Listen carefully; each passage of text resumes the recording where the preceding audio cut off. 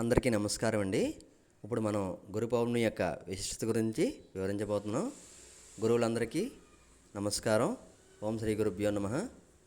ఓం గురు బ్రహ్మ గురు విష్ణు గురుదేవో మహేశ్వర గురు సాక్షాత్ పరబ్రహ్మ తస్మై శ్రీ గురవే నమః.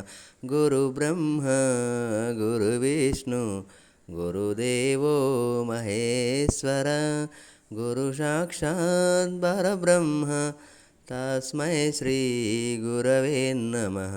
ఓం గురు బ్రహ్మ గురు విష్ణు గురుదేవో మహేశ్వర గురు సాక్షాత్ పరబ్రహ్మ తస్మై శ్రీ గురవే నమః.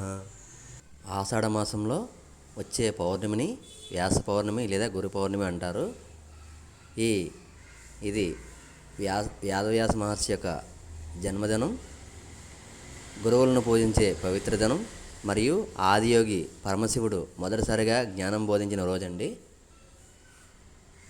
వేదవ్యాస మహర్షి వేదాలను విభజించి పురాణాలు రచించిన కారణంగా ఈ రోజున ప్రత్యేక పూజలు చేస్తారు.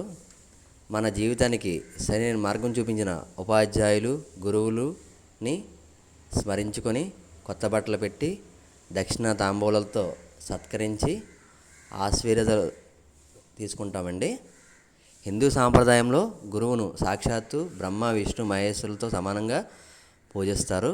మనకు విద్య నేర్పిన మరియు జ్ఞానం నేర్పిన గురువులందరికీ కూడా పాదాభివందనం చేసి ఒక్కసారి మనందరం స్మరించుకుందామండి.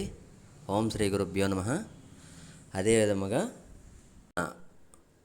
దక్షిణామూర్తి దత్తాత్రేయ స్వామి, షిరిడి సాయి, మనకు తెలిసిన ప్రతి గురువుని స్మరించుకొని పూజ చేయడం వల్ల మనలో ఉన్న అజ్ఞానమనే అంధకారం నుండి మన గురువుల ద్వారా అది తొలగించబడి జ్ఞానమనే వెలుగుని మన గురువుల ద్వారా మన శరీరంలో ప్రవేశిస్తుందండి. అందువల్ల గురు పౌర్ణమి రోజున ప్రతి ఒక్కరము కూడా మనకు